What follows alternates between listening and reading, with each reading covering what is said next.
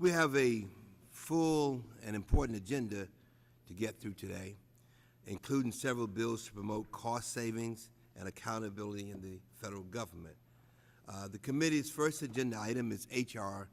5815, the Inspector General Authority Improvement Act of 2010. I introduced this bill along with my ranking member, Congressman Issa of California, on July the 22nd. Inspector Generals are responsible for conducting audits and inspections that improve efficiency and effectiveness in government programs.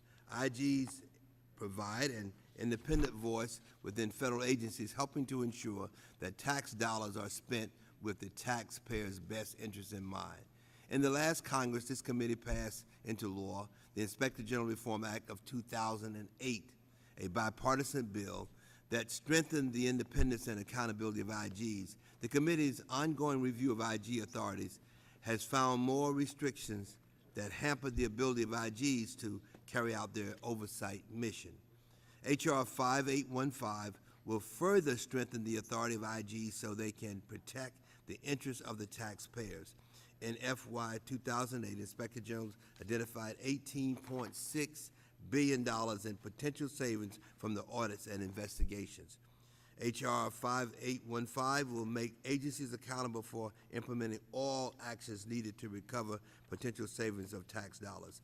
H.R. 5815 requires the head of agencies to take corrective actions to address problems identified by IGs or report to Congress why such action is not necessary or appropriate. H.R. 5815 would also provide IGs with the authority to subpoena witnesses who are not government employees, such as contractors or grantees, as part of their audits and investigations. The grant of testimonial subpoenas authority is overwhelmingly supported by the IG community. This authority would enhance the ability of IGs to conduct more thorough audits and investigations. H.R. 5815 will further enhance IG's effectiveness and independence by exempting IGs from certain requirements of the Paperwork Reduction Act and the Computer Matching and Privacy Protection Act of 1988. These acts require IGs to seek approval from their agencies and the White House for certain activities impeding the independence of IG investigators. I encourage all members to support this measure, which will yield significant benefits in terms of cost saving for the taxpayers.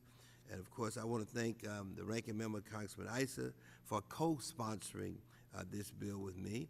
And at this time, I yield 5 minutes to the gentleman from California to talk about how important this bill is. Congressman Issa. Thank you, Mr. Chairman, and thank you for your leadership on this important issue. As you know, we are a partisan body. In order to do bipartisan and nonpartisan work, we depend on experts. We depend on independent eyes and ears. Often we get that from outside agencies. But more than ever, we depend on the IGs. Their inspections, their capability to dig into subject matter that they are uniquely qualified to observe and to evaluate is the most valuable tool we have in government. Without them, we would be holding hearings, often in the blind, or simply on a my side says, your side says. Along with the GAO, they represent the most important tools of this committee, and more than anything else, the tools this committee has greatest jurisdiction over. In March, I wrote each Inspector General and asked for legislative suggestions on ways to enhance their ability to do their jobs. The Legislative Committee of Council of the Inspector Generals on Integrity and Efficiencies wrote us in the spring and identified some important areas. As we've gone through this bill from the time I was pleased to co-sponsor it with the chairman, we have found additional areas that need to be dealt with, some of which we will deal with here today, some of which I hope to finalize over the August break. But notwithstanding that, Mr. Chairman, the work has been done.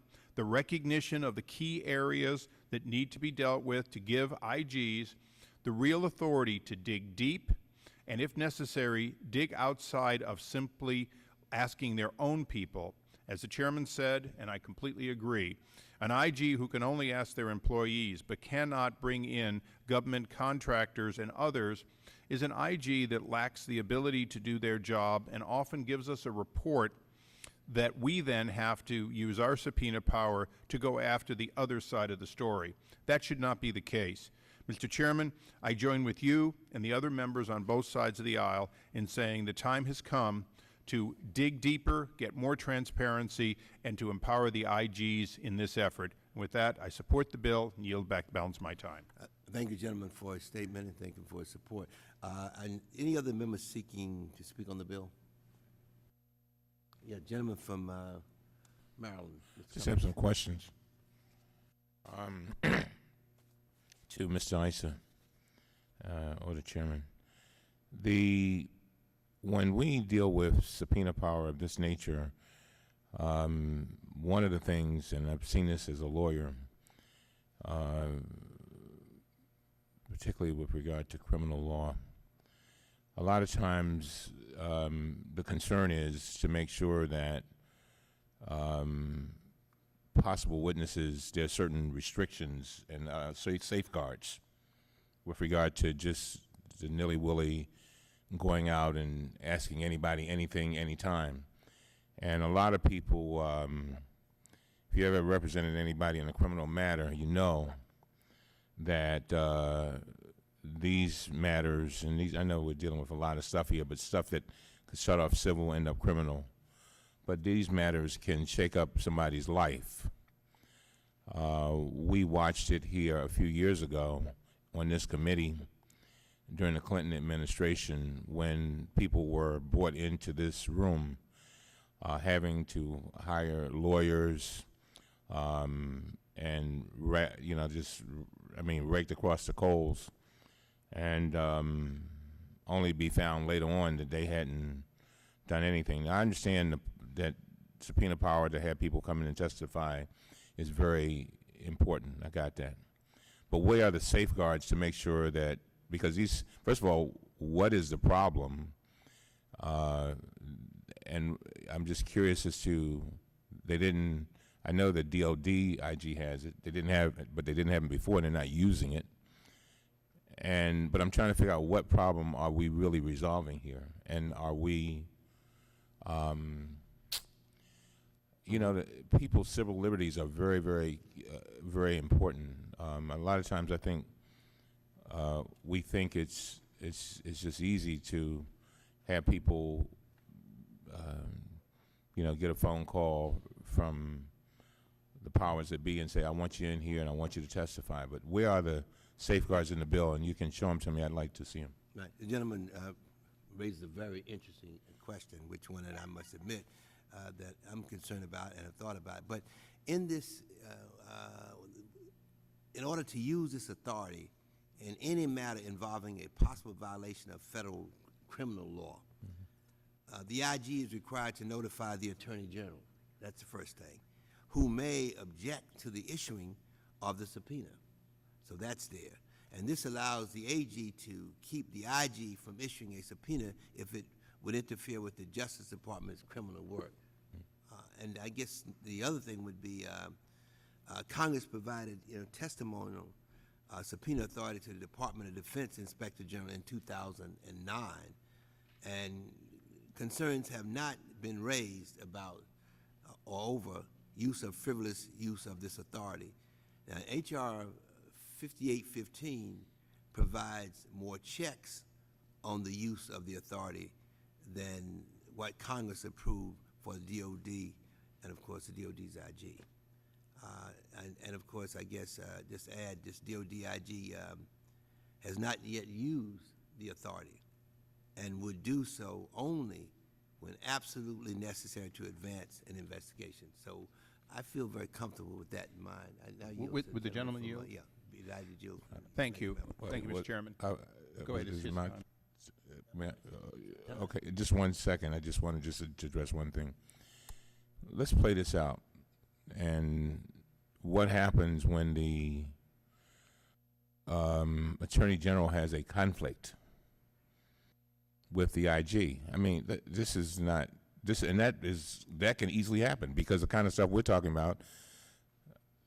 Somebody from this Congress can call and say, "Look, IG, I want you to do this and investigate this." It may be something that affects the administration, and let's say for good reason. The Attorney General says, "No, I don't want to do that." The next thing you know, we've got folks hollering and screaming saying that somebody is trying to cover up something. I can see that coming as sure as I'm sitting here. So these are just issues that I'm concerned about because I've lived through it. I've seen it sitting on this committee for all these years, what can happen to people. But if the gentleman would yield. Yes. I share your concerns. Although you mentioned the Clinton years, one might mention the Waxman hearings in the Bush years, but that's this committee. I believe there are a couple of areas that the gentleman might want to consider. First of all, IGs work for somebody. They don't work in a vacuum. A cabinet officer or the president can dismiss them. So their use of their use of subpoenas are clearly overseen by normally their cabinet position, and they can be terminated for any abuse, something that you and I know doesn't happen here quite the same. More importantly, I believe that in the case of the AG, and which is a very good point, the AG would have the ability, and if they don't, I'd look at working with the chairman and yourself to make sure this bill is clear, to transfer that in a conflict to another person within justice that would be able to do the job if they had a conflict. I do think the gentleman has brought up some very good points, and although I hope we move this today, in the 6 weeks of the break, I think that adding into a manager's amendment particular language to deal with those concerns, and perhaps even as to DOD, so that we do recognize that in civil suits, people have subpoena authority, but they have safeguards. We need to view it the same, that the IG is not a criminal investigator, but in fact working like a civil investigator to try to get to the truth, and that there should be safeguards for individuals. And I'd be very happy to have our staffs work with yours to get it right before it goes to the floor. Thank you, gentlemen. Chairman, I see my time has run out, but may I respond? Yeah, Very briefly. Gentleman, additional minute. Thank you very much, Mr. Chairman. First of all, I want to thank the ranking member for what you just said. And Mr. Chairman, if we can do that, I would feel a lot more comfortable. I mean, we can proceed with the bill, but I'd like to work that out because I think the chairman and the ranking member have expressed concerns about making sure the rights of people are safeguarded as best we can. And Mr. Chairman, I would hope that we could work with you and try to do Be that. delighted to continue to work with the Department of Justice and Inspector Generals to try and strengthen it. Thank you very much. I think you raised a very interesting point, and we'd be delighted to pursue it and see in terms of how we can strengthen it, because I must admit that your point is well taken. Any other comments?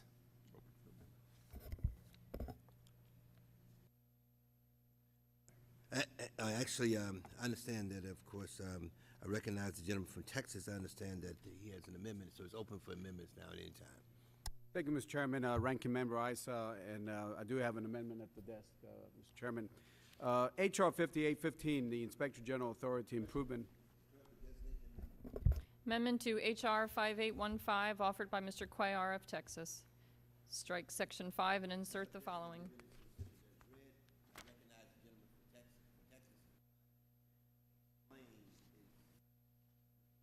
Thank you, Mr. Chairman. My amendment is very simple. Along with a few technical changes, I've included language that will require the Inspector General report to provide a description of any potential cost savings that are generated by any corrective action. I think this is very, very important because not only should the IG identify problems, abuses, or deficiencies, but I think it's also necessary the inclusion that requires them to address the cost savings, especially in a time that we're trying to make sure that we use our taxpayers efficiently, taxpayer dollars efficiently.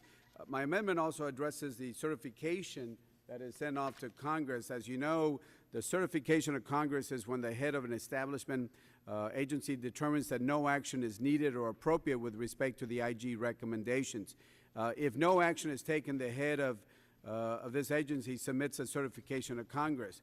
My language requires that along with submitting a certification to Congress, the head also includes a detailed explanation why no such action is necessary.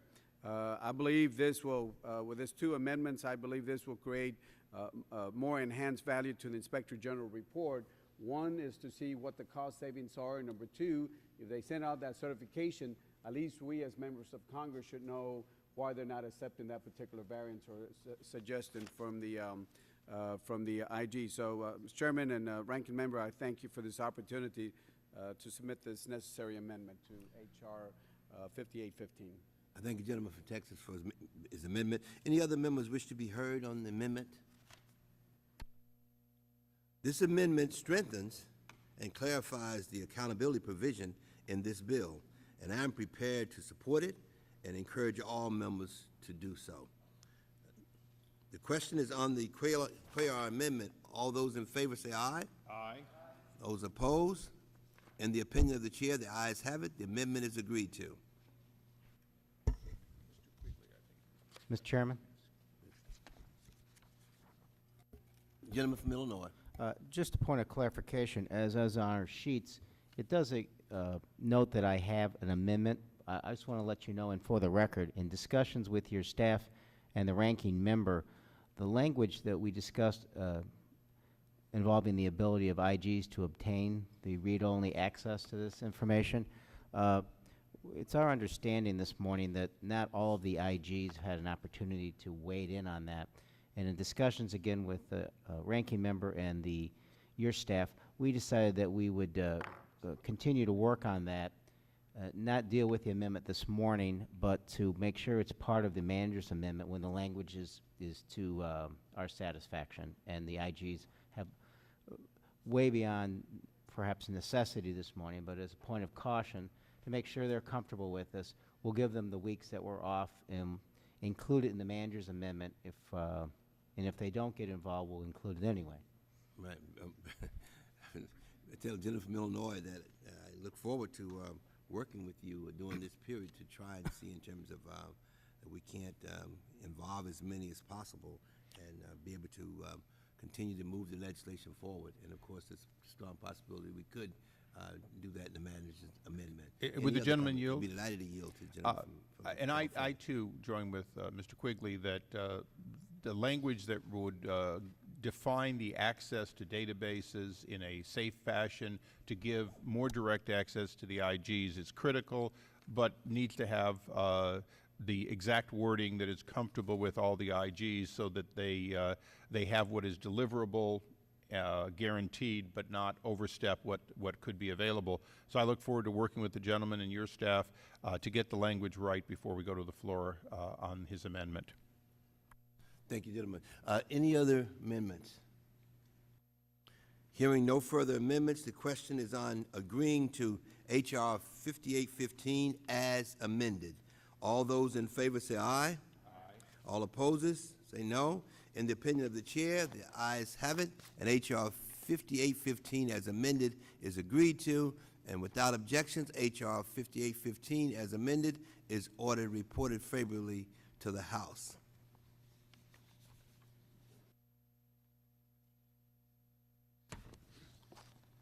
The committee will now consider S. 2868, the Federal Supply Schedule Usage Act of 2009, which was introduced in the Senate by Senator Joseph Lieberman. The Senate passed S. 2868 by unanimous consent on May 24th. This bill authorizes the Administrator of General Services to provide for the use of the federal supply scheduled by the American Red Cross and state and local governments to prepare for and respond to disasters. This bill gives the Red Cross and state and local governments the ability to purchase specific goods and services through pre-negotiated contracts for the federal supply schedule, thereby saving the administrative costs of negotiating contracts and leveraging the economy of scale of the federal government buying power. We have given state and local governments this authority for other categories of products such as IT and emergency equipment, and it has worked well, so this bill expands it to disaster preparedness. I urge the members of the committee to support this good government, common sense legislation, and I recognize the ranking member of the committee for 5 minutes. Thank you, Mr. Chairman, and I support the bill and I support its goals. This legislation allows the administration of the GSA to make the American Red Cross eligible to purchase from the federal supply schedules for the purpose of preparing and responding to disasters. I will be offering an amendment because a good idea generally is a better idea if more people have access to it. I am a strong and long supporter of the American Red Cross and believe that they are critical to virtually every disaster.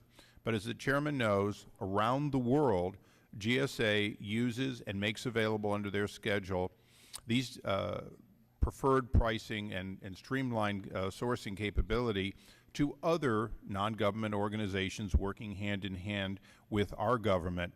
So, as you can imagine, if we're in Haiti and 25 organizations have access to these materials, but we're in Louisiana and only the Red Cross has access, that would be clumsy and probably require the Red Cross to essentially be a conduit for other organizations working there if, in fact, those items, once streamlined and reduced in cost, would be preferable. So my amendment, in short, and I won't be making a statement on my amendment when I offer it, will be to expand it to other necessary organizations working in harmony.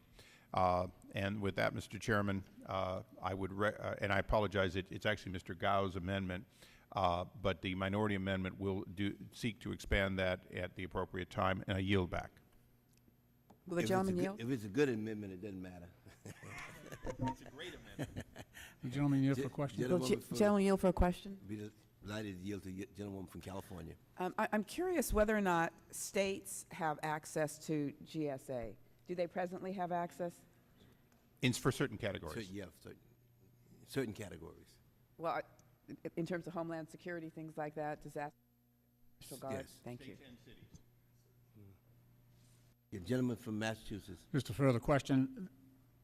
Is the gentleman's amendment to the effect that GSA would be required to open up the entire schedule to any entity that wanted to gain that preferred pricing, or is this something that the GSA would have to do, or something they have the option of doing?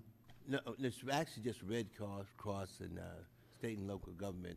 With I know the original intent was for the Red Cross, but the further amendment by the ranking member, would that just open it up to any and all? If the gentleman would yield, Mr. Gao's amendment would only make it openable to eligible organizations. Now, ultimately, FEMA and other organizations are determining who is, in fact, a respondent. So once they put, let's just assume for a moment that the Boy Scouts are responding and not the Red Cross. In that situation, yes, they would give them the same openness that they gave to the Red Cross, but the agency has the determination of who is appropriate. All right, thank you. I yield back. Right. I call up the amendment 2868. S 2868, an act to provide increased access to the General Services Administration Schedules Program by the I ask American Red unanimous Cross. consent that it be considered as read, and I recognize the gentleman from Louisiana for 5 minutes to explain his amendment. Thank you, Mr. Chairman. Clerk will now designate the amendment.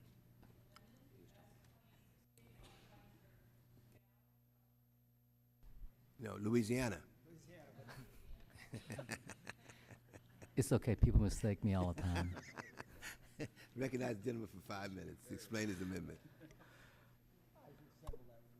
Well, thank you very much, Mr. Chairman. And Mr. Chairman, this amendment would allow all qualified nonprofit disaster relief organizations, such as the Salvation Army and Catholic Charities USA, to have access to the price discounts offered by the federal supply schedules.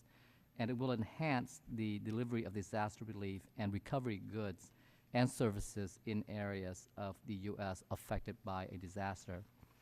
In the wake of Hurricane Katrina, a multitude of organizations beyond the American Red Cross were in New Orleans providing disaster relief. More recently, after the tragic earthquake in Haiti, the New York Times listed at least 41 large-scale disaster relief organizations to which Americans could contribute. These organizations should also be included in this bill. In addition to national organizations, local relief organizations are invaluable. They have on-the-ground knowledge of the greatest needs and how to fulfill those needs. These local organizations should be covered by this bill as well. Mr. Chairman, there is precedent for this amendment. GSA's website contains a list of organizations currently eligible to purchase from the schedules. These organizations are diverse, including among those the Inter-American Tropical Tuna Commission, the International Fertilizer Development Center, the Lake Ontario Claims Tribunal, and the Universal Postal Union. That list just scratches the surface. And given that my district, Orleans and Jefferson parishes and Louisiana generally have benefited from multiple relief agencies, we recommend offering this amendment to this committee, and I ask that all members of this committee support the amendment. Thank you, and I yield back my time. Gentleman yields back. Any other members seeking recognition? Mr. Chairman, I only Recognize the gentleman from California. I only ask unanimous consent that a list printed in the New York Times of those organizations that participated in the Haiti disaster relief and were recognized by GSA be included for the record. Without objection, so ordered. Thank you, Chairman. I appreciate the Representative Child's effort in his in this bill. His amendment improves this bill, and I'm prepared to support it. If no other members wish to speak on the amendment, the question is on adopting the GAO amendment. All those in favor say aye. Aye. All those opposed say no. In the opinion of the chair, the ayes have it, and the amendment is agreed to. The ayes have it, perfecting the amendment as agreed to.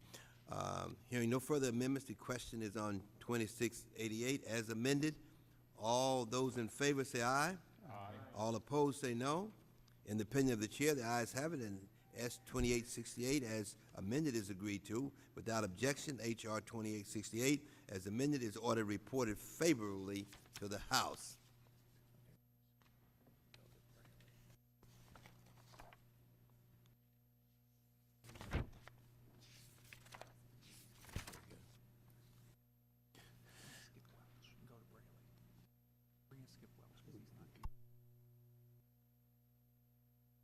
The committee will now consider H.R. 2853, the All-American Flag Act, which was introduced by Representative Bruce Braley. This bill requires that the flags of the United States of America, regardless of size, bought by the federal government, be 100% manufactured in the United States. Additionally, anything used to make or produce the flags must be 100% grown, produced, or manufactured in the United States. I was surprised to learn that current law only requires 50% of the material used to manufacture flags for the federal government to be American-made. It makes sense to me that flags used by our government should be made and produced by its citizens. I urge the members of the committee to support this common sense, good legislation, and I recognize the ranking member at this time for his comments on the issue. Thank you, Mr. Chairman. As you know, on 9/11, America began flying flags in huge numbers. It was shortly after that the U.S. Congress discovered that we could not procure enough flags made in America, even under the 50% rule, to meet our needs. This bill seeks to require flags be made by Americans for Americans. And in this case, by modifying the Act, we believe that we will facilitate the retention of an ongoing capability in the United States to manufacture in sizes and shapes necessary American flags. This is not a large part of the purchase of American flags. When you go to Homes and Lowe's and Home Depot and other places, you may very well not find an American flag made in America. But at least as to those purchased with taxpayers' dollars and often flown over the Capitol or placed upon a deceased soldier's coffin, you will find an American flag. Although We do have a small amendment. We believe that this bill will pass the House overwhelmingly and become law. And with that, I thank the gentleman and yield back. Any other members seeking recognition? The gentlewoman from Washington, D.C. Mr. Speaker, I just want to say I very much appreciate this bill or this amendment. There is increasing concern about the fact we don't make very much in America anymore. And the theme, Making in America, is beginning to emerge. We can't do that often by legislation, but this legislation could not only help save an American industry, who after all makes the ultimate American product, but it could stimulate the flag-making industry because the government is indicating that it wants to buy flags made in America. It does say much about how low we have been taken, that we can't even make flags in our country. I understand the apparel industry and the difficulties involved with respect to it and many other manufacturing industries, but we're going to start anywhere. Let's start with the American flag, please. Thank you very much. I thank you, gentlewoman, for her statement, and I think she's so right. Any other members seeking recognition? Yeah, at this time I ask for no other members to speak. I now call up H.R. 2853, the All-American Flag Act. H.R. 2853, a bill to require the purchase of domestically made flags of the United States of Without America. objection, considered as read. And I now recognize the gentleman from California to offer an amendment. Yes, Mr. Chairman, I would Clerk would designate the amendment.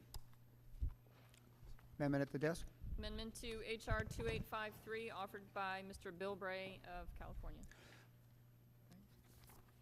Without objection, the amendment is considered as read, and I recognize the gentleman for 5 minutes to speak on behalf of his amendment. Thank you, Gentleman Mr. from Chairman. I'm California. sure that all of us, when we talk about flags made in America by Americans, we take it for granted that we are meaning flags legally made in the United States. And all my amendment does is make sure that we continue what the new administration has moved forward to make sure that whenever we place these mandates out, that we qualify the fact that legal employers and legal employees are part of the law and need to be executed with our directions. And, Mr. Chairman, let me just say, there's been a lot of controversy in the last month about the issue of those who are legal or not legal in here, and there have been a lot of controversy about what kind of tactics ought to be taken.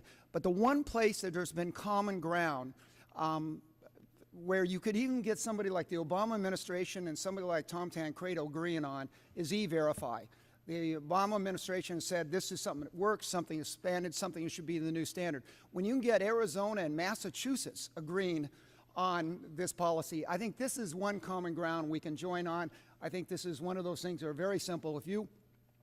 Our standard is that we want our flags made in the United States, made by legal employers who are making sure they're following the law. And this amendment just clarifies that and places it clearly right up front that American made in America by legal Americans. And I yield back.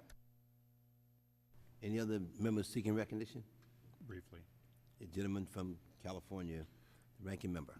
Thank you, Mr. Chairman, and I support this amendment. The chairman earlier used the term Americans. Anyone who is legally in America enjoys the term American from a standpoint of worker. E-Verify simply recognizes that we want to ensure that people have a legal status to produce that flag, and that we not simply move people from one country to another to make flags and then call them made in America. At the same time, I also believe that in government contracting, government purchasing, and the like, it is well established that we pay good wages, we pay a fair price for products, and we should expect that all of our vendors comply with all laws, including those that require that they pay above the table fair wages to their people. I believe that this sensible amendment goes a long way to ensuring that you not have an underground economy producing American flags. With that, I urge its support and yield back. Any other members seeking recognition? Let me just say that we're not supposed to hire undocumented workers anyway, but I want you to know that I do not find the amendment harmful, so therefore I'm prepared to accept the amendment. If no other members wish to speak on an amendment, the question is now on adopting the Bilbray amendment. All those in favor say aye. Aye. All those opposed say no. In the opinion of the chair, the ayes have it, and the amendment is agreed to. Mr. Chair, Yep. Recognize the gentleman from California. I apologize. Could I ask for a roll call vote on that amendment? I appreciate the support. Gentleman asked for a roll call. Clerk will call the roll. Mr. Towns? Aye. Mr. Towns votes aye. Mr. Kanjorski? Mrs. Maloney? Mr. Cummings? Mr. Kucinich? Mr. Tierney? Mr. Clay? Ms. Watson? Mr. Lynch? Mr. Cooper? Mr. Connolly? Mr. Quigley? Ms. Capter? Ms. Norton? Ms. Norton votes aye. Mr. Kennedy? Mr. Davis?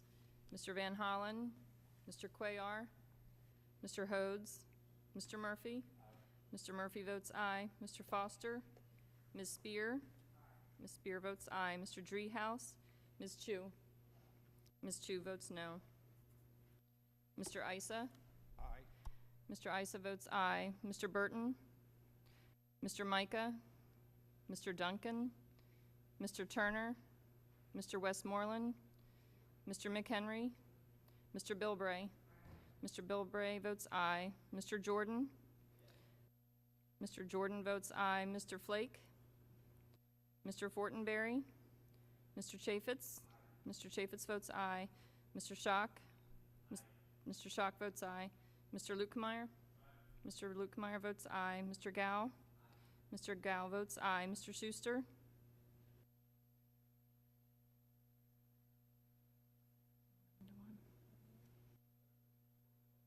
On that vote, Mr. Chairman, 11 ayes, 1 no. Hold it, Mr. Driehaus. Mr. Driehaus. Mr. Driehaus votes aye. Any Mr. other members seeking recognition? Gentleman from Tennessee. Any other members? Ms. Duncan votes aye. Anyone else not recorded? Anyone else not recording? 13-1.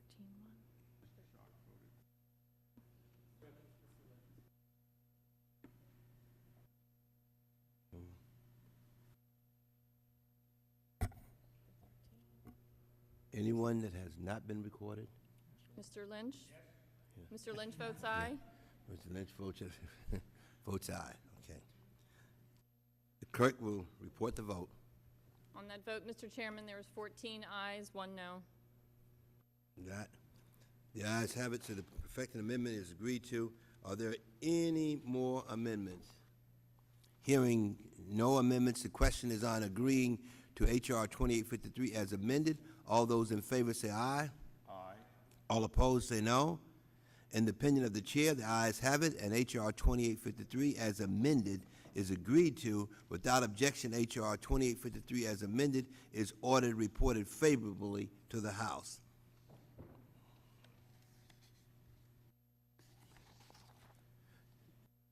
The committee will now consider H.R. 5637, the American Jobs Matter Act of 2010, which was introduced by Representative Christopher Murphy. This bill would allow federal contracting officers to review information about the impact on American jobs when awarded a federal contract.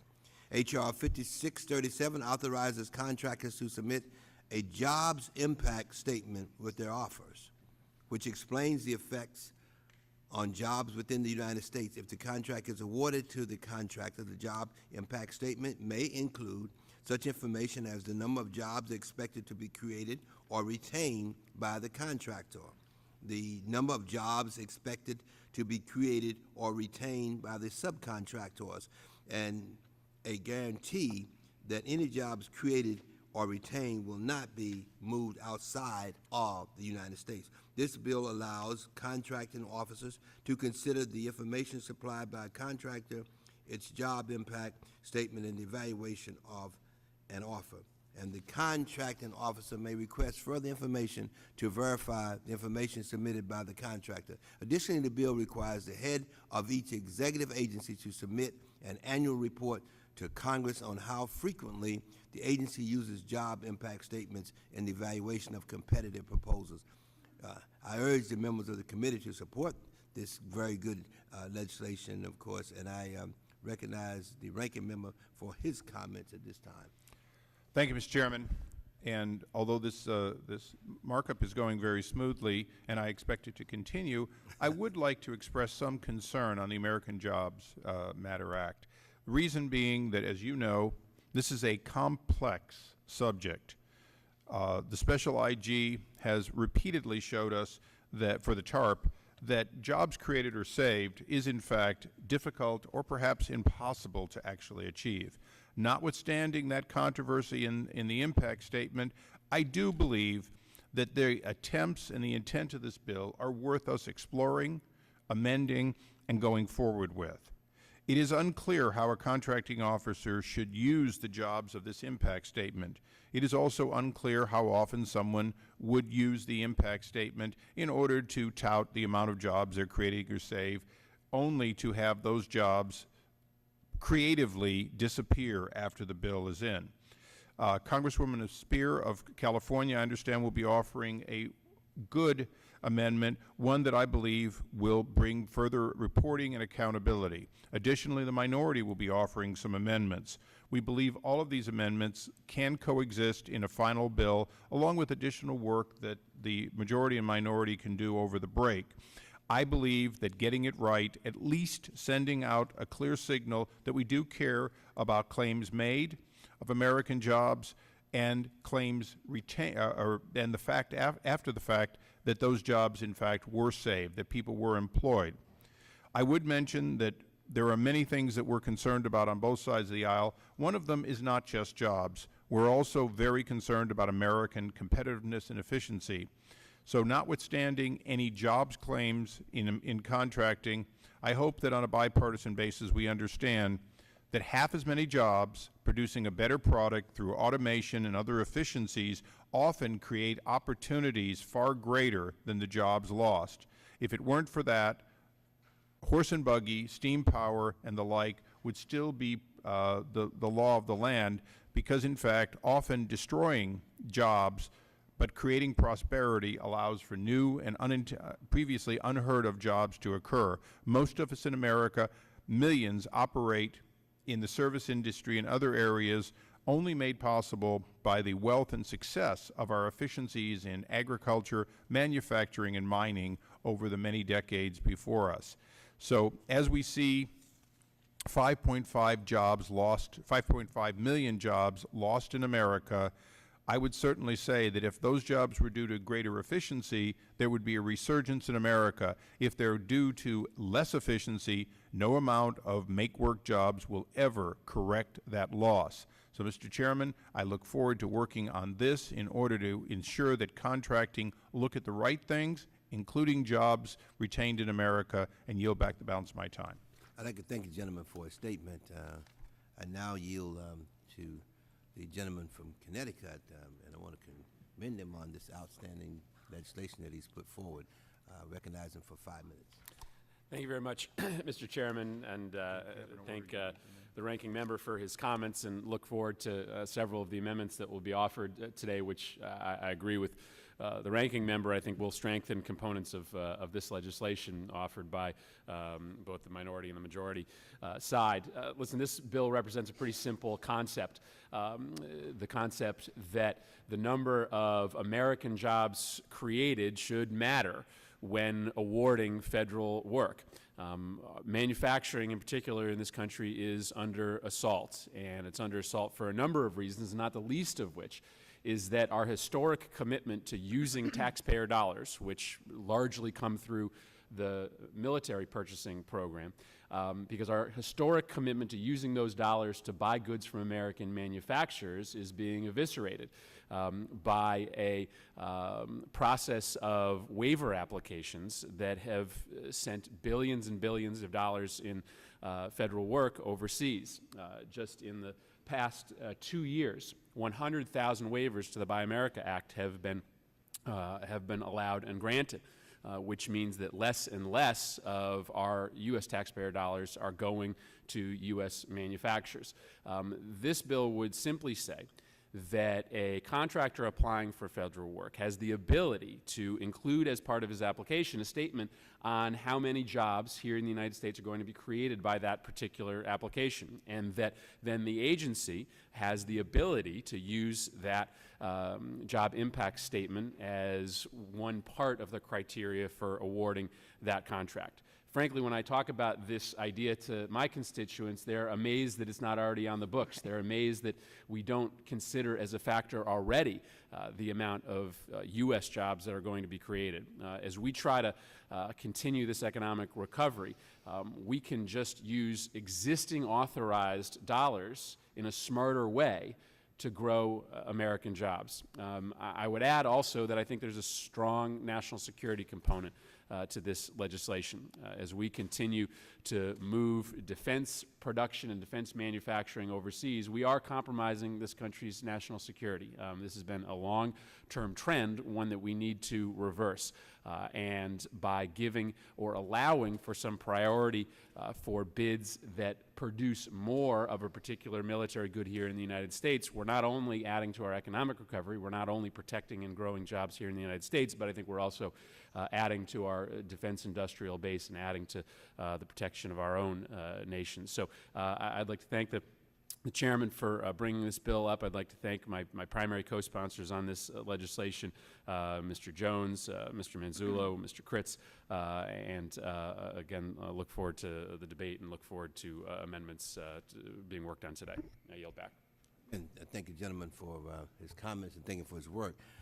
Any other members seeking recognition? Mr. Chairman, I have an amendment at the desk. Just a moment, just a moment.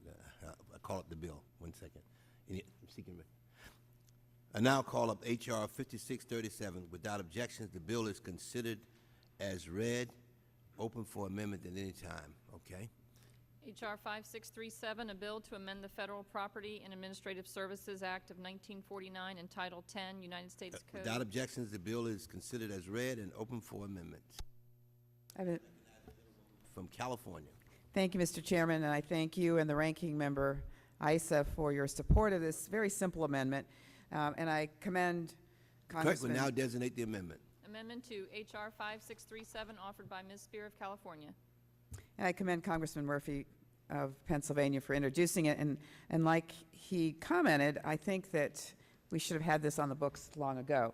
So this particular amendment just builds on what is in Mr. Murphy's bill by requiring the contractor that actually gains the award of the contract, who has used the opportunity to submit a job impact statement, requires them to report 6 months after the award of the contract the number of full-time equivalent jobs that were added or retained that otherwise would have been lost as a result of not being awarded the contract.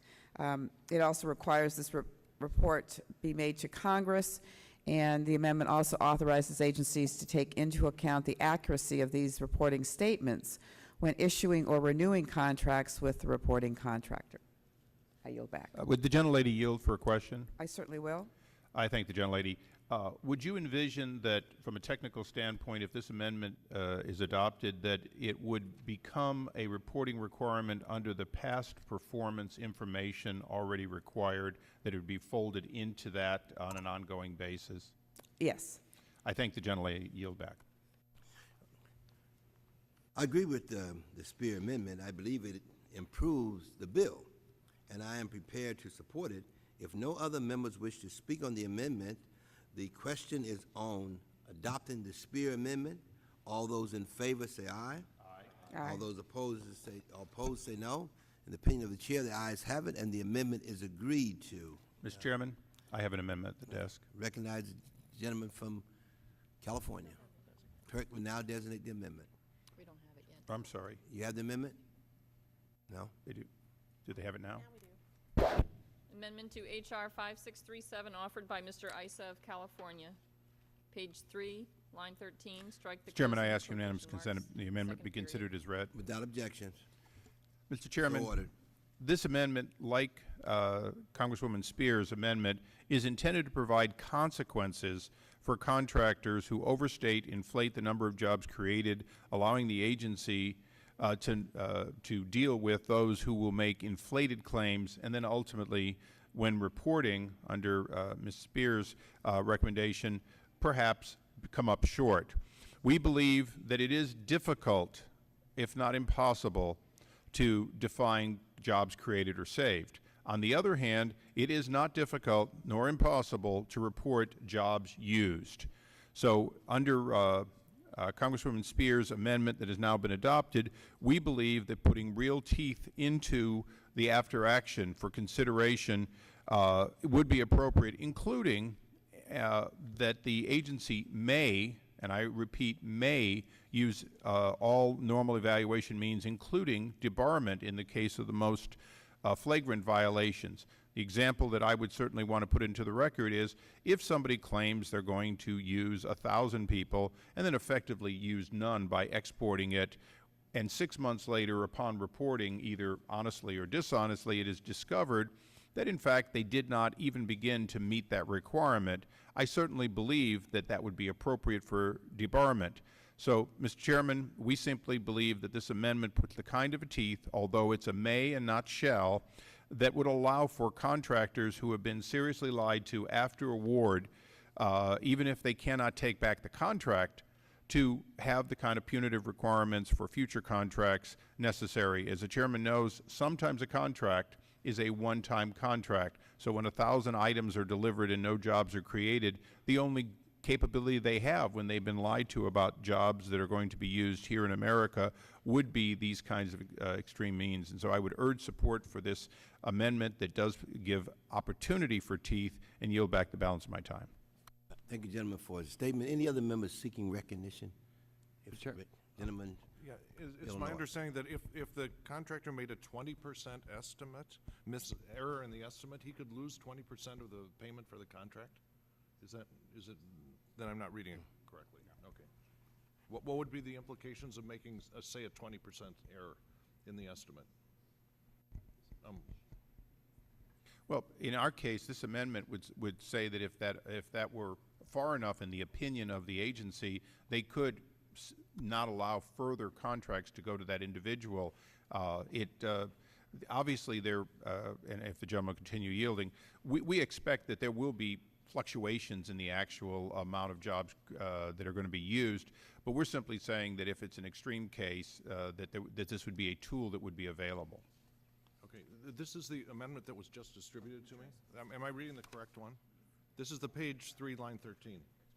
If the gentleman would allow me to make a terrible mistake right, the text you've received is different than the one that I thought we were amending.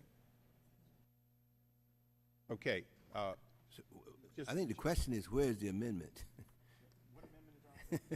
Not the one I'm talking about. Did you hand out the wrong amendment, or did you change it?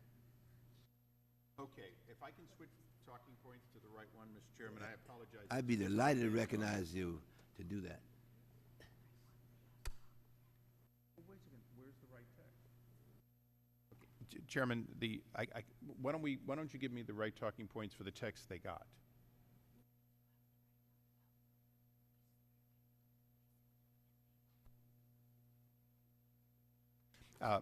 To answer the gentleman's question, and I apologize that for the amendment that was issued, so that we not have to reissue, you're correct that they could be forced to repay based on a ratio, up to a ratio of what they said they were going to create. They didn't. It does put a financial onus. It's not a requirement, but it does allow for it. Yeah, my worry there is that would result in a significant increase in the cost for contracts, that the taxpayer simply wouldn't get as good a deal as they, if even a 20% error in the estimate of the number of people ultimately employed, which to my mind is in the range of a reasonable error, would result in a potential 20% loss in the payment, which would be a huge loss in the profit for the contractor. Let me make this suggestion. Why don't we withdraw this at this time, and you can let them continue to sort this out, and let us go to the next amendment, and we'll come back to you. How's that? I would ask unanimous consent to withdraw that amendment and Could we get the right amendment? Without objection, so ordered. Thank you. Without objection. Mr. Chairman? Mr. Chairman, Yeah, recognize the gentleman from Ohio. I have an amendment at the desk. Clerk, report the amendment. I think this is a reference, Amendment 3. That's what I have. It's a Jordan amendment, obviously. Thank you. Amendment to H.R. 5637 offered by Mr. Jordan of Ohio. Without objection, the amendment is considered as read, and I recognize the gentleman from Ohio for 5 minutes to explain. Thank you, his Chairman. amendment. This amendment's real simple. It would strike the phrase, in every instance from the bill, the phrase jobs retained. The committee will probably remember a few months back we had hearings about the stimulus bill, and in particular the recovery.gov website and those who were responsible for the information on that website. We learned in that hearing about some of the crazy accounting for how those dollars were spent, the phantom congressional districts, etc. We also have heard that for the first time we have this new phrase, jobs saved or jobs retained. Very first time we've used that in any type of accounting with the federal government.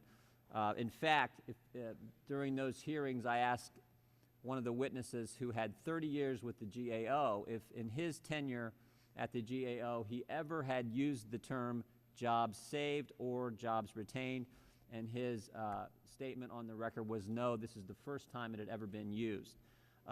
Respected economists like Mr. Alan Meltzer have said, quote, one can search economic textbooks forever without finding a concept called jobs saved. It doesn't exist.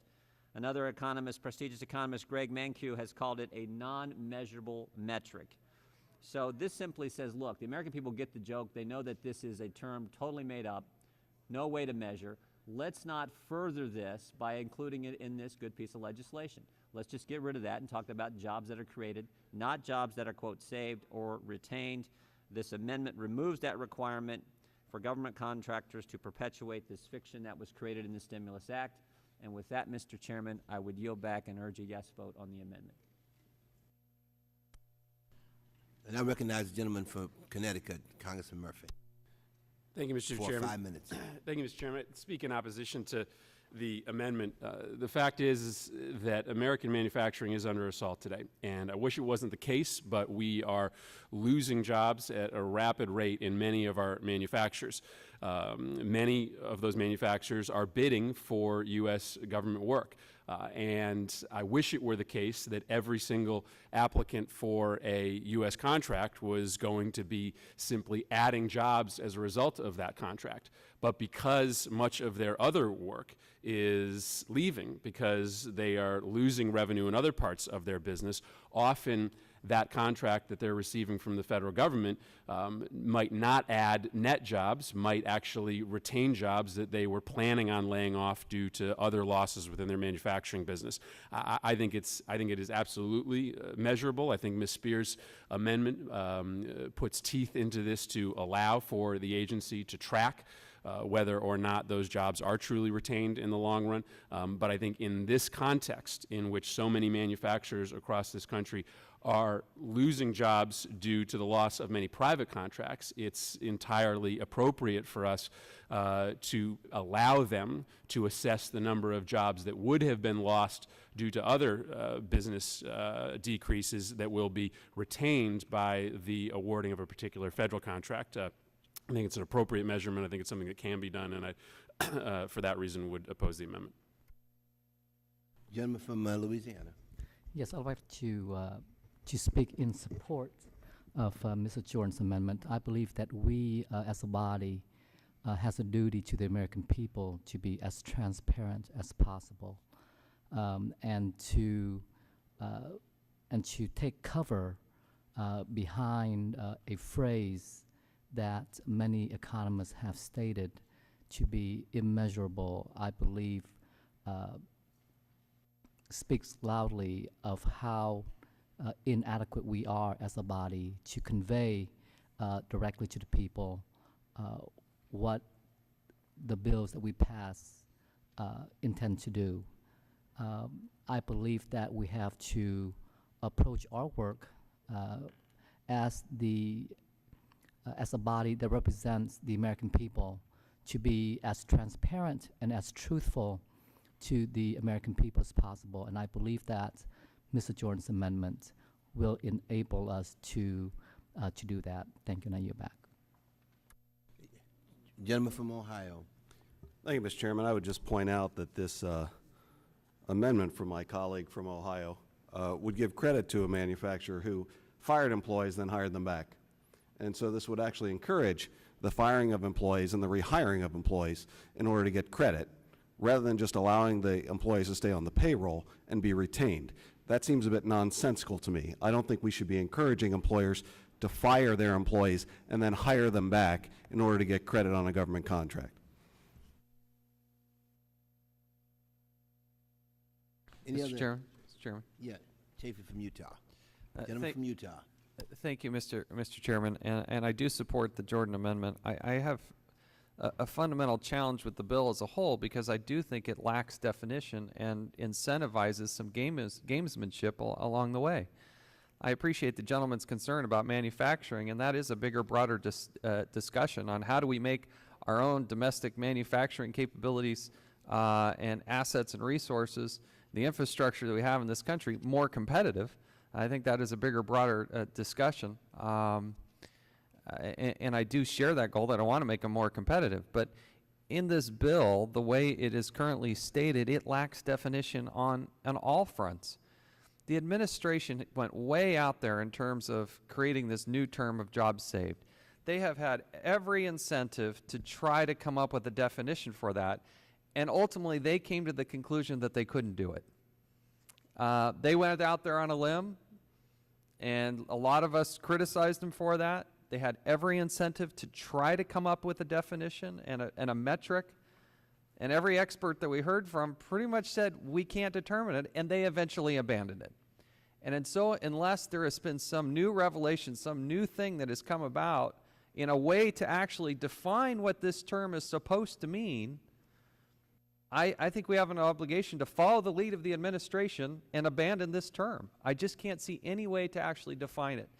And I have concerns about how we define other parts of it, but particularly this point.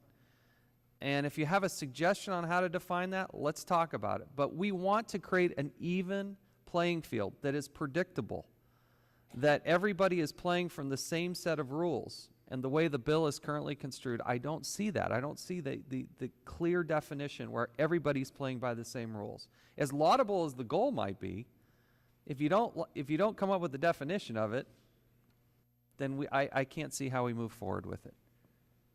Any other members seeking recognition on? Yield back. Thanks, Mr. Lukemeyer. Thank you, Mr. Chairman. Speaking in favor of the amendment, have some grave concerns about the bill as a whole, and I think just the thought process that the sponsor continues to go, that counting jobs somehow makes us more competitive in the manufacturing field on a world basis. I mean, I have a hard time following the logic on that. And here we are with a word, a phrase, a definition in this bill that actually adds to the gamesmanship of how they do things with counting these things. Whenever you allow somebody to say jobs retained and you can't prove that, does that mean that somebody, if he's got one contractor says 200 jobs that are saved or retained, and the next guy says 800 jobs are saved or retained, does that give him an edge when it comes to awarding of these contracts? If there's no follow-up to this, there's no way to prove it, you're going to have all kinds of gamesmanship whenever you start putting these numbers in here. I think this is, while it may be well-intentioned, I think that there's a whole lot of problems with counting people and awarding contracts based on as one of the criteria for doing that. I think it really opens us up to a lot of problems down the road that we don't really need to get into. With that, I yield back. Mr. Chairman. On this side, you recognize the gentleman from California. Chairman, I'll be brief. I would hope that all three of the minority amendments are put into the bill for a couple of reasons, and one of them is one of the later amendments that I'll be offering in fact, does go a long way to Mr. Driehaus and other concerns that we establish sets of criteria. We allow the professionals to establish sets of criteria because just like the gentleman from Ohio said, well, what if somebody were to fire and rehire? Well, under the FAR rules, we could, in fact, ensure that they define what a new employee is or not. But more importantly, having been a small employer or an employer of less than 400 workers, I recognize very, very much that you often, as a smaller employer, don't have the ability to simply say, well, let's put up a new factory and hire new people to meet this contract. You get a small contract, what you do is you put your people on overtime. And so we're going to undoubtedly have the professional community ask us to help them modify this, and I hope we can get input before this goes to the floor to define these U.S. job hours and full-time job equivalents in a way that they can work with. So one of the things the later amendment does is it actually calls on the FAR Council to establish regulations. If they need further, when we're done amending this bill today, if they need further clarification, I look forward to working with the chairman on a final manager's amendment that meets their requirements so that when they go to implement the concept of this bill, they can do so with rules that they can understand that would prevent or limit gamesmanship. And with that, I yield. Of course I would. Just to say that I think the gentleman's very right that in one of the amendments that I think he'll be offering to have the FAR implement the provisions of this bill, that does make the bill better, and that will lend some certainty to the implementation of the bill. I think we also, though, can look to how states have done this. Though the federal government does not currently assess job impacts in the United States, I think wrongly, when awarding contracts. Many state governments do that. Many state governments track jobs in connection with particular grant awards that they've given economic development assistance. I think there's plenty of experiential data out there to teach us how to do this, and I think with a future amendment that we'll be adopting, will allow the people who are experts in this to make it right. I thank the gentleman, and I support the gentleman's amendment, and yield back the balance of my time, Chairman. Any other members seeking recognition? I do not support the Jordan amendment, and of course, the information he seeks to take out from this bill is important to leave in it. So on that note, I would like to ask the members of the committee to vote no. All those in favor, say aye. Aye. All those vote no. That appears of chair. That the opinion of the chair. The noes have it. Mr. Chairman. And the amendment is not agreed. Mr. Chairman, respectfully ask for a roll call. The gentleman asked for a roll call. Mr. Towns. No. Let me just say, why don't we just hold the roll call vote until we finish everything else, and then we'll have the roll call. Okay? Yeah.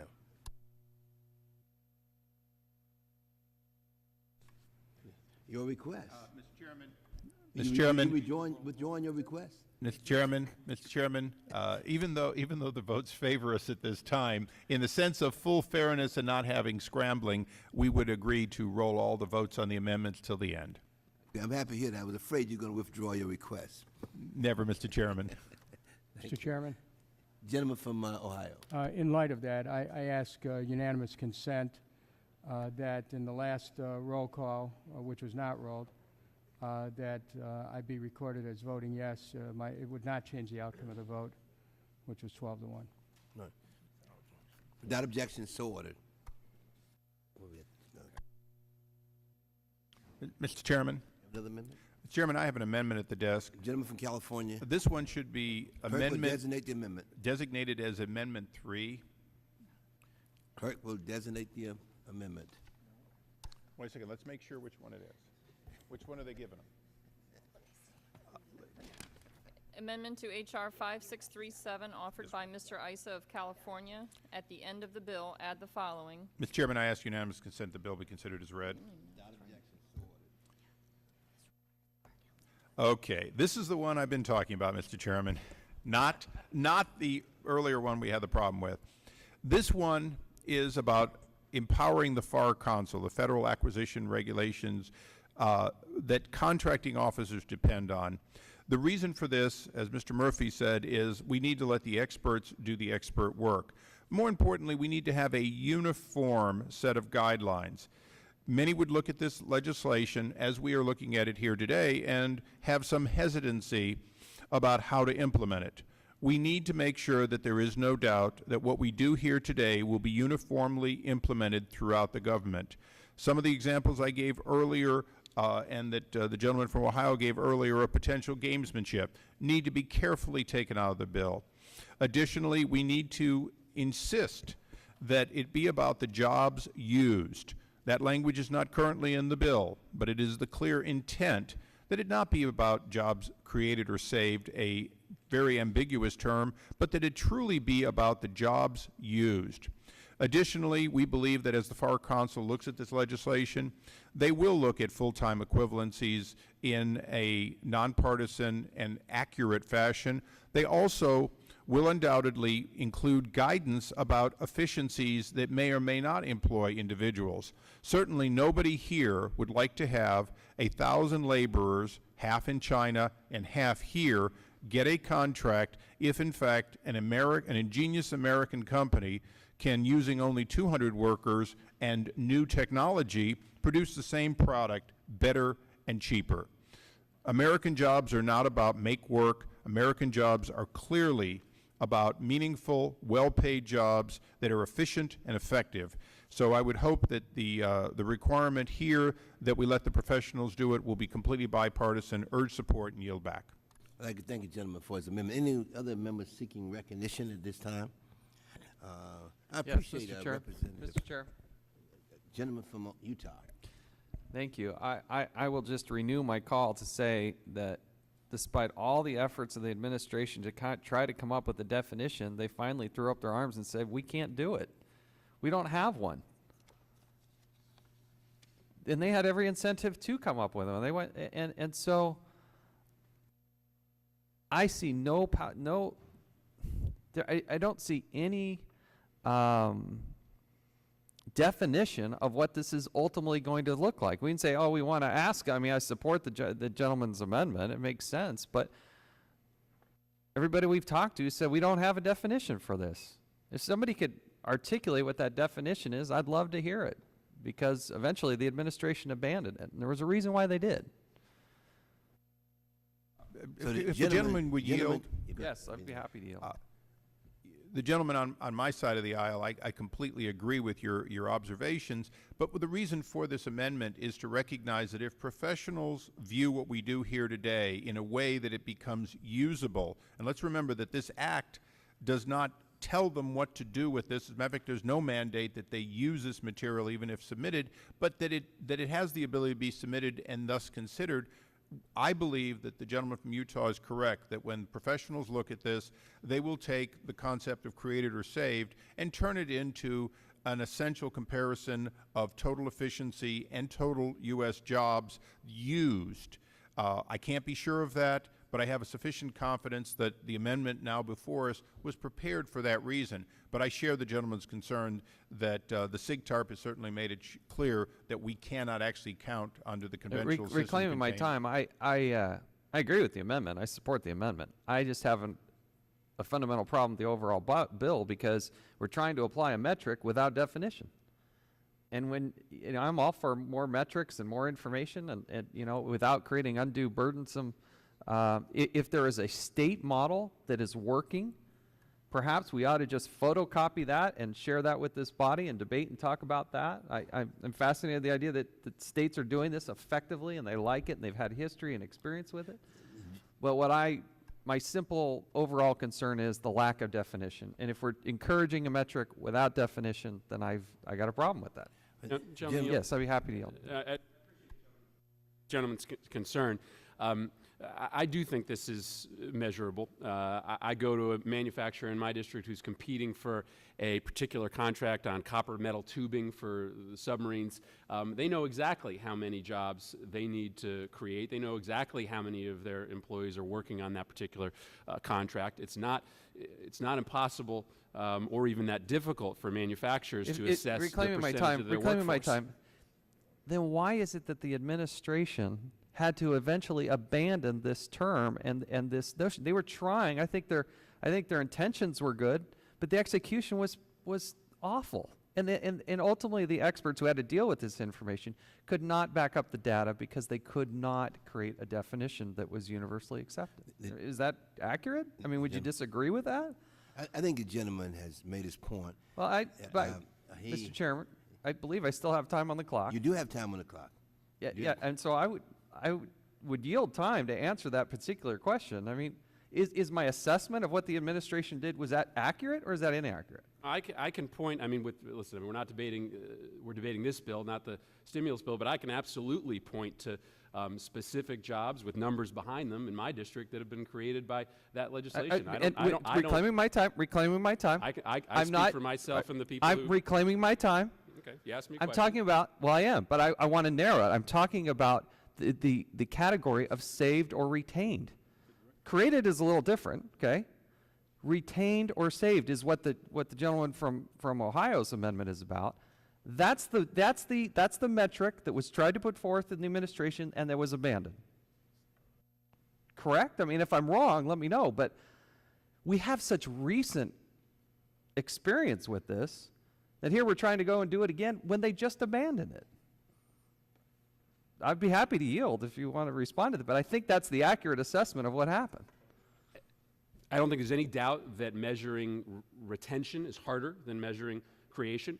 It doesn't mean that we shouldn't try to do it. And I think that both the amendment offered by Representative Speer and the amendment that's going to be offered by Representative Issa allow us to do that. I think there are some easy metrics that you could require private companies to show in order to prove retention. You would have to show. Reclaiming my time. Would you like me to answer? If there is an easy metric, if you want to ask me a question, I have think you limited time. I'm reclaiming to answer it. Mr. Chairman. All right, well, gentleman can finish. Mr. Chairman, I get to reclaim my time. Gentleman from Utah controls the time. If you said that there's an easy metric, I would like to see it. I would like to see it, and I'd like to see it incorporated into this bill. I think that's a fair request. You say that there's an easy metric, I'd like to see the definition. Now the gentleman's time has expired. Thank you, Mr. Chairman. Anyone else seeking recognition? Mr. Chairman, just to reiterate what we've been belaboring here. Look, for the government has never used this term. We have that on testimony from GAO. Never used this term. We tried it for a year. It didn't work, and now we have a bill saying, "Oh, but we know it'll work this time." Never used it before. Tried it for a year. Didn't work. Don't have a definition. But somehow, miraculously, government will make it work this time. That's our point. We think it makes no sense to have this made-up category of jobs retained or jobs saved. With that, I yield back. The gentleman, yield. Man. Gentleman from Massachusetts. Yeah, here lies the problem. If you want to just count jobs created, then an employer can just lay off people and then the next day hire them back, and that's jobs created. If you want to make them go through that exercise, they will lay workers off and then hire them the next day, and then they will count those folks as jobs created. If you want to make them go through that exercise. But if you allow them to count jobs retained, they won't go through that whole exercise. They'll count those as jobs retained. And I agree. I agree with the gentleman from Utah and the gentleman from Ohio.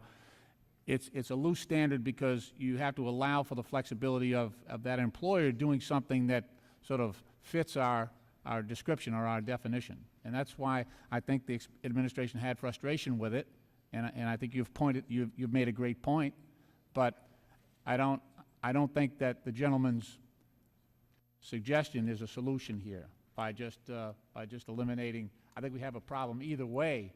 And you know, if you have a suggestion of how we can get at that number that we want to accurately reflect what's going on in the workplace, then I'm all ears. But I don't think the gentleman's solution and suggestion is going to solve this either. As a matter of fact, it'll make people go through this dance where they lay the people off and hire them back. Will the gentleman yield? Yes, sir. Absolutely. I agree with you. I think you're helping to make my very point that we don't want them to go through these gyrations. We don't want to have this gamesmanship of laying somebody off and hiring the next day. Again, that's why I think this bill is problematic for me. And as Mr. Ice has suggested, with real life experience. Oftentimes, if a contractor is going to get a contract, they may just be able to say to their current employee base, hey, guess what? Good news, we're all going to get to do some overtime. And to a lot of people, that's a lot of new income that's going to come back to that family. And that may be a way for that company to execute on a contract. And I think we need to account for that, because that has a real positive benefit. But again, in this bill, the way that with the lack of definition, I don't think we account for that. I think, you've got somebody who's going to make a decision. This person's going to hire 12 people. This one's going to hire 8. Well, which one should we give it to? Oh, let's give it to the one that hires 12. But there are other factors that have to come into a place. And I've said it too many times, and I'll yield back with this idea and this notion that if we're going to create metrics, then we ought to define those metrics. And we ought not to incentivize bad behavior, so to speak, by laying somebody off and hiring the next day. I totally agree with that. That's one of the challenges. Mr. Lynch, Mr. Lynch, would you gentlemen yield? Gentleman from Massachusetts, control the time. Thank you, Mr. Lynch. I think this is a good amendment. It's a clarifying amendment because it does get to the point. I don't think any of you believe that government contracts don't contribute to the retention of jobs in addition to the creation of jobs. And it's even included, the language is even included in the amendment from the ranking member, jobs created or retained.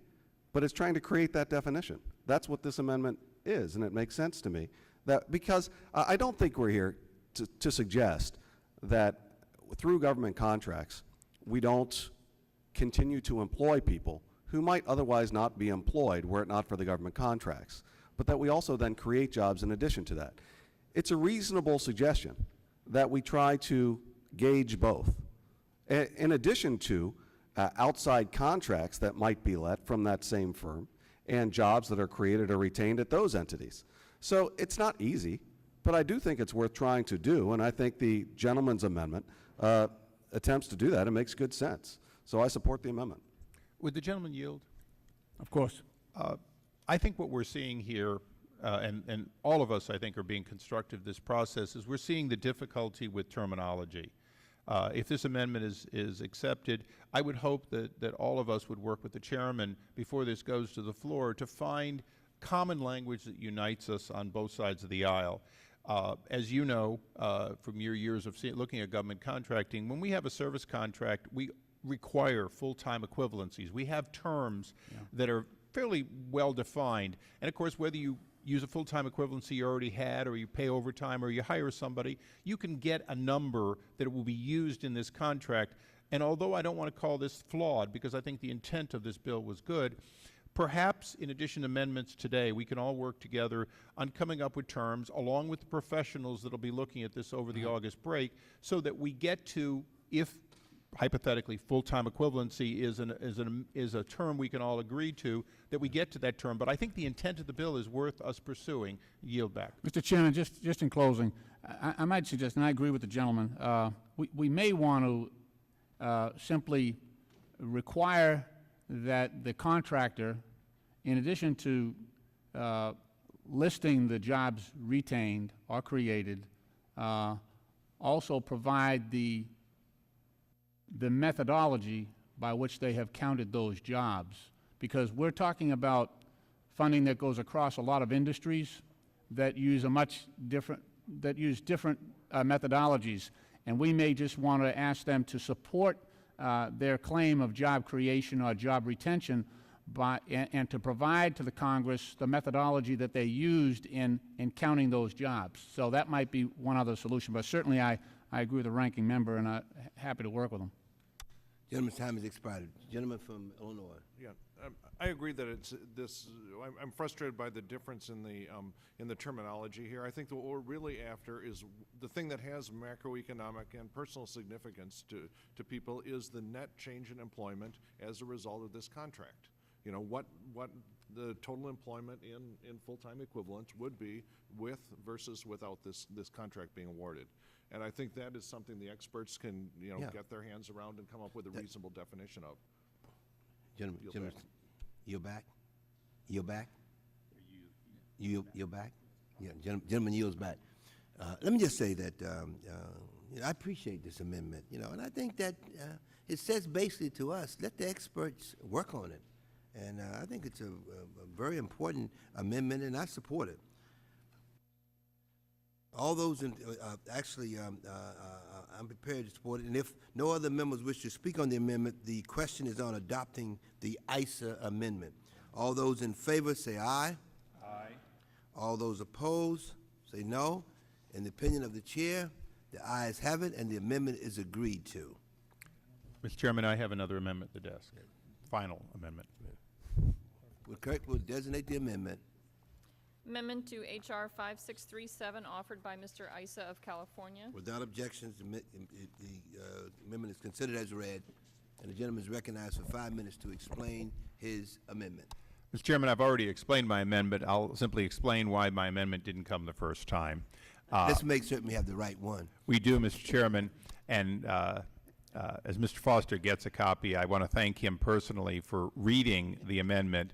As often happens in Word, as you go through revisions, you only have to go one revision back, and you can get a very different document. I previously explained that the option, including debarment, should be available in the case of egregious violations of this declaration. We certainly don't want people to claim a lot of jobs, get a job, and then ignore having any jobs in America. As the gentleman, Mr. Foster, noted, the earlier version had looked at trying to come up with a metrics of 20% and what would happen, and we realized that was ridiculous. If somebody plays by the rules and the numbers don't come out exactly, contracting officers have a reason to continue to use them.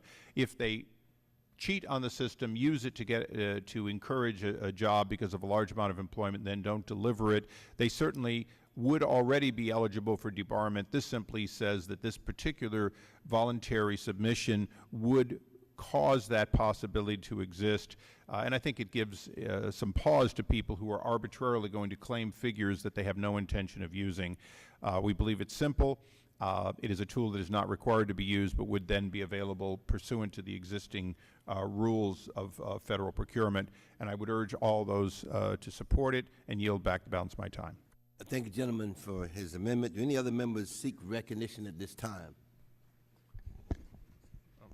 Gentleman yes. from Illinois. Yeah, it's my reading of this that even a small error, so that you barely exceed the number that are actually created, would actually trigger potential disbarment? If the gentleman would yield. Yes. Debarment is available under a set of guidelines already in all the agencies. This committee, and if you don't mind a little extensive, in the previous Congress had a extensive one on a fellow who received a procurement requirement for ammunition for AK-47s that required production. He went to Eastern Europe, bought Chinese communist early stuff from Vietnam era, and sold it to us. Needless to say, he was debarred personally and his company. That would be an example of the egregious behavior. But debarment is not used all that often, and this does not require debarment. It puts the same discretion that they always have, and debarment is appealable. No, yeah, I was just wondering if the member might consider softening it slightly to require that the number of jobs created must significantly exceed. The number promised must significantly exceed those, so that the threshold would not be, a tiny one. If the staff can be empowered to pencil up the inclusion of the word significant, I would accept that as a secondary amendment happily. Gentleman from Illinois, from Indiana. It's close. Right. Actually, Lincoln got all of his real intelligence when he lived in Indiana from the time he was 12 to 21, so Lincoln really came from Indiana. Just thought I'd add that as an aside. Let me just ask this question. Mr. Issa, I'm asking this question of Mr. Issa, but I'll wait till he's ready. Yes, Mr. Chair. Yes. Mr. Issa used as an example his company. And let's say that he applied for a government contract and said that his company would create X number of jobs, and a competitor said their company would provide X number of jobs, and his company got the contract, but rather than create all these new jobs, he realized that with the current staff that he had, he could provide the product at a better price by having overtime paid. Now, how do you determine the overtime that's paid as an equivalent to the jobs that would have been created by the other company? In other words, the question I'm asking is, I don't know how you really show the difference, because you may do the job, you may be able to do it more efficiently for less money with fewer employees once you get the contract, because you have people that have expertise that can do the job, whereas the other company may have to hire people that don't have the expertise and train them, but they can do it for a fairly close amount of money. So how do you ascertain the equivalency? The gentleman would yield. Yeah. I believe this is where the FAR is going to do this committee a great service. I believe they're going to interpret the language as full-time equivalencies. I believe they're going to weight, for example, the benefits of overtime pay at time and a half, the advantages to the overall economy. Mr. Foster was talking in terms of exactly that, its impact to the economy.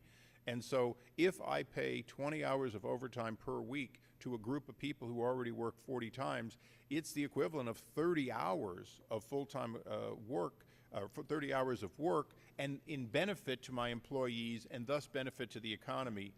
Well, let me just say that my concern is that you will have people in the bureaucracy making subjective judgments on these things.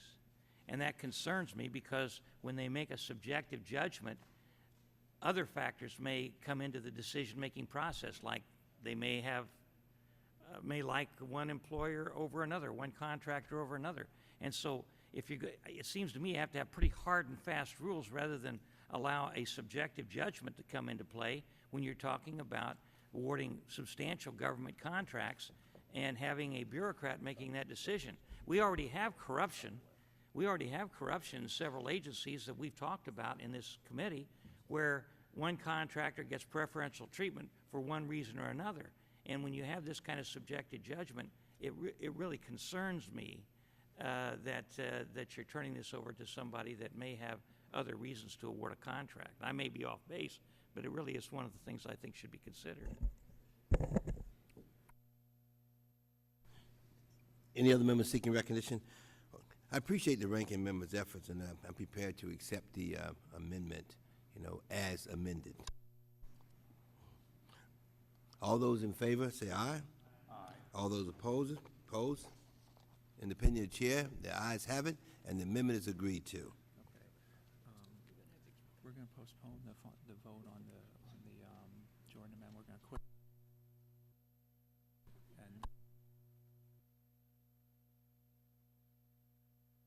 Yeah, we are now going to take up the Welch bill, and of course, let me just remind all the members that we have a vote after the Welch bill.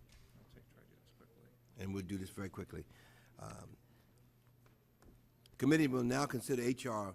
5366, the Overseas Contractor Reform Act, which was introduced by Representative Peter Welch.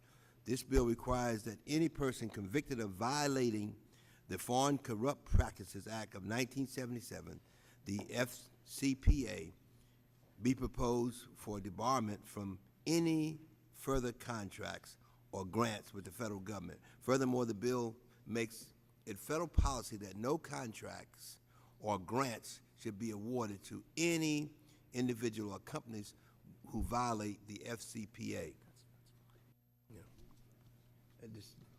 Will the clerk now report the H.R. 5366, a bill to require the proposal for debarment from contracting with the federal government of persons violating the Foreign Corrupt Practices Act Without of 1977. objection, so ordered.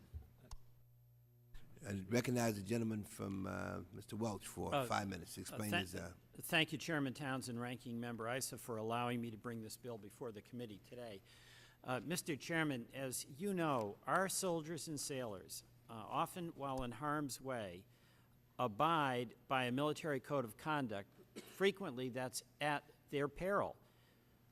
But private contractors don't. And in 2007, Blackwater employees allegedly shot and killed 17 Iraqis in the now infamous Nisour Square massacre. 2 months later, Blackwater quietly funneled about $1 million in bribes to Iraqi officials to quiet the public uproar over the killings. And according to the reports, the president of Blackwater at the time, Mr. Gary Jackson, personally approved those bribes. All of this happened while Blackwater was collecting billions of dollars in taxpayers' money to continue, millions of dollars to continue to conduct business in Iraq. My bill seeks to root out companies who tarnish the good name of our country and, I would say, our military, and also waste taxpayer dollars. The bill allows the government to debar any company found guilty of a violation of the Foreign Corrupt Practices Act of 1977. It's a common sense, simple, and responsible bill to protect the use of our taxpayer dollars and the reputation of our military and our country, and I urge support for this bill. I yield back. Any other members seeking recognition? Mr. Chairman, Gentleman from California. I would ordinarily not support a automatic or a mandatory debarment. But I do think the gentleman's consideration in this particular case is one that is noteworthy. The minority will offer no amendments. We would like to continue looking at whether there should be some out clause further than presidential intervention. But at the same time, I believe that operating illegally outside the U.S., bribes and the like, are a good example of where there should be as close to zero tolerance as possible. And I support the gentleman's bill and yield back. Hearing no amendments, the question is on H.R. 5366. All those in favor say aye. All opposed say no. In the opinion of the chair, the ayes have it, and H.R.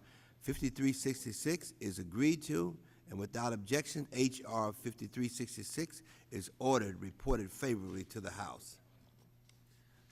The unfinished business is on the Jordan Amendment to the Murphy Bill. Clerk will redesignate the amendment. Yeah. Unfinished business is the unfinished business is on the Jordan to the Murphy bill, and of course, with the clerk now designate. Mr. Towns. Yeah, the amendment. Designate the amendment. Designate the amendment. Yeah. Amendment to H.R. 5637 offered by Mr. Jordan of Ohio. Page 2, lines 19 and 20. Strike. Clerk will now call the roll. Mr. Towns. No. Mr. Towns votes no. Mr. Kanjorski. Mrs. Maloney. Mr. Cummings. Mr. Kucinich. Mr. Tierney. Mr. Clay. Mr. Clay votes no. Ms. Watson. Mr. Lynch. Mr. Lynch votes no. Mr. Connolly. I'm sorry, Mr. Cooper. Mr. Connolly. Mr. Connolly votes no. Mr. Quigley. Mr. Quigley votes no. Ms. Captor. Ms. Captor votes no. Ms. Norton. Mr. Kennedy. Mr. Davis. Mr. Van Hollen. Mr. Cuellar. Mr. Hodes. Mr. Murphy. Mr. Murphy votes no. Mr. Welch. Mr. Welch votes no. Mr. Foster. Mr. Foster votes no. Ms. Spear. Ms. Spear votes no. Mr. Driehaus. Mr. Driehaus votes no. Ms. Chu. Ms. Chu votes no. Mr. Issa. Mr. Issa votes aye. Mr. Burton. Mr. Burton votes aye. Mr. Micah. Mr. Duncan. Mr. Duncan votes aye. Mr. Turner. Mr. Turner votes aye. Mr. Westmoreland. Mr. McHenry. Mr. McHenry votes aye. Mr. Bilbray. Mr. Bilbray votes aye. Mr. Jordan. Mr. Jordan votes aye. Mr. Flake. Mr. Flake votes aye. Mr. Fortenberry. Mr. Chaffetz. Mr. Chaffetz votes aye. Mr. Schock. Mr. Lukemeyer. Mr. Lukemeyer votes aye. Mr. Gow. Mr. Gow votes aye. Mr. Schuster. Mr. Schuster votes aye. Mr. Van Hollen. Mr. Chairman. Mr. Van Hollen votes no. Mr. Chairman. Mr. Kucinich. Mr. Chairman, how am I recorded? As You're a gentleman, not recorded. recorded. I vote no. Mr. Kucinich votes no. Gentlewoman from New York. Ms. Maloney votes no.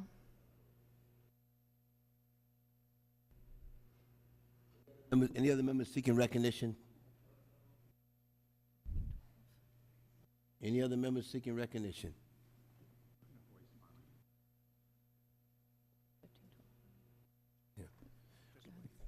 On that vote, Mr. Chairman, there's vote. Hold on, just hold on 1 second. 15 ayes, 12, I'm sorry, 15 noes, 12 ayes. Amendment's not agreed to. Now the question is on final passage. All in favor? As amended, all in favor? Aye. Oppose it? No. And the chair, the ayes have it. Mr. Chairman. And, All right. An amendment is agreed to. Now, refer it to the House as amended.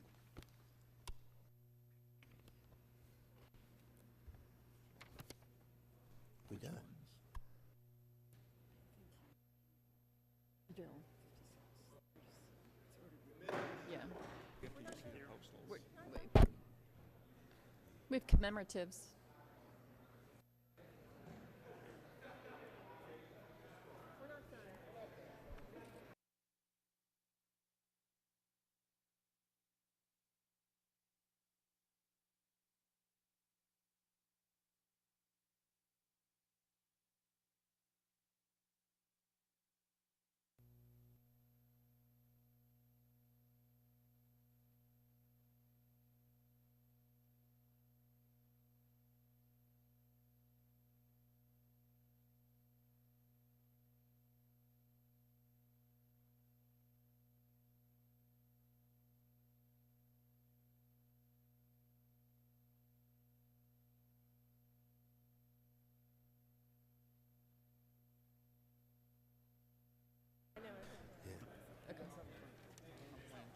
Where is the post office stuff? Where is it? Sit down, you two, Okay. sit down. A quorum now being present. Our final order of business is marking up several post office naming bills and commemoratives resolutions. I ask unanimous consent that these resolutions and bills be considered in block and read and open to amendment at any time. The clerk will designate the bills. HRES 1428, recognizing Brooklyn Botanic Garden on its 100th anniversary of the preeminent horticultural attraction in the borough of Without Brooklyn. objection, they're considered as read. Having satisfied the committee's criteria, each of these measures are worthy of support, and I therefore urge their adoption. And I now recognize the ranking member for his comments on these bills. Thank you, Mr. Chairman. We have reviewed the postal namings and commemorative resolutions before the committee today and find that they meet the standards of our committee. I would like to take a special moment, though, and thank the chairman and his staff for their work allowing us to have the consideration today of Mr. Ryan's post office naming on such short notice, as my distinguished colleague from Wisconsin introduced the bill just yesterday, but it did meet the requirements. This kind of bipartisan consideration and exemption is particularly appreciated. It is an example where this committee rises above petty politics in order to get the job done. And with that, Mr. Chairman, I urge support for all the bills and yield back. Thank you very much. Thank the gentleman from California for his kind words. I now recognize the gentleman from Utah. Thank you, Mr. Chairman. I'd like to voice concern about the sheer number and quantity of sports resolutions that come before the House of Representatives. We tend to deal with these in a very rapid manner. I appreciate that. But what happens is these suspension bills then go out and they get 40 minutes of debate. And I just come from a perspective that says, you know what, enough is enough. I have co-sponsored, I have voted for and supported various sports resolutions, but they have become so numerous and so pervasive that I feel like we're overstepping. Here, one of them's HRES 1546, congratulating the Washington Stealth for winning the National Lacrosse League Championships. I mean, they're just... there is a way to recognize sports figures, sports accomplishments. You can submit something to the record, have something nice printed up, hand it to the mayor, go to a parade, whatever you need to do. And perhaps the time has come, and I'd like to offer a suggestion on how to help kind of solve this. My suggestion is that maybe perhaps the chairman and the ranking member of this oversight committee that deals with these could perhaps quarterly sponsor a bill by which all these sports commemorative type things could be put into. That way we deal with it. Maybe if we did it quarterly, maybe we could do this just 4 times a year instead of literally sometimes 4, 5, 6 times a week on the floor of the House. It would save a tremendous amount of money, a lot of time. Members would then be able to recognize their local lacrosse team. But please, we've got to change the way we do business here, and we've got to raise the bar up a little bit. These sports commemorations are somewhat new, as I understand it, in just the last 12 years or so, but they've become so pervasive. I think we would find broad support on both sides of the aisle. I think both sides of the aisle have abused this, have gone too far, but I think you'd find broad support on both sides of the aisle to a quarterly, almost like an omnibus or unblock, that the ranking member and the chairman sponsor, and that we put these into one kind of sports-oriented thing. That's my suggestion. That's my concern, that we're wasting so much time and Would the money. gentleman yield? Yes, please. No one knows more about the importance of sports than someone with your background. I join with you and say that I'd like to work on with the chairman to come up with, and the speaker, to come up with a system to streamline these going to the floor so that they don't occupy the important time we should be spending on budget resolutions. And yield back. Yeah, I like to thank the gentleman for his comment, and it's something that we can look into. But I also want to caution you the fact that sports resolutions are only important to the person that's sponsoring them, not to anybody else most of the times. So I want you to keep that in mind as well. And of course, but I agree with you. A lot of time is spent, and your suggestion is we will definitely look into it and see in terms of what happens, because you're right. We do waste a lot of time, and sometimes we could do it otherwise. But the point is that Just trying to offer a solution where people can get the recognition for their local sports, whatever, at the same time not take 40 minutes of debate on the floor of the House and all the resources to go into it. I appreciate the consideration and look forward to working with you and coming up with something that's palatable to everybody. Thank you, Mr. Chairman. Yield back. Thank you. Thank you. On that note, I ask unanimous consent that the measures previously designated and amended be reported favorably by the committee. Without objection, so ordered. This concludes our business for the day. I would like to just indicate that I'd like to put in the record, would like to submit a statement for the record from Mr. Lynch. He has some concerns, Mr. Lynch, with H.R. 5815, and he would like to work with the chairman and the ranking member on this bill before we go to the floor. I have no objections. Good. I ask unanimous consent that the staff be authorized to make technical and conforming changes to all matters ordered reported. And without objection, so ordered. Now the committee now stands adjourned.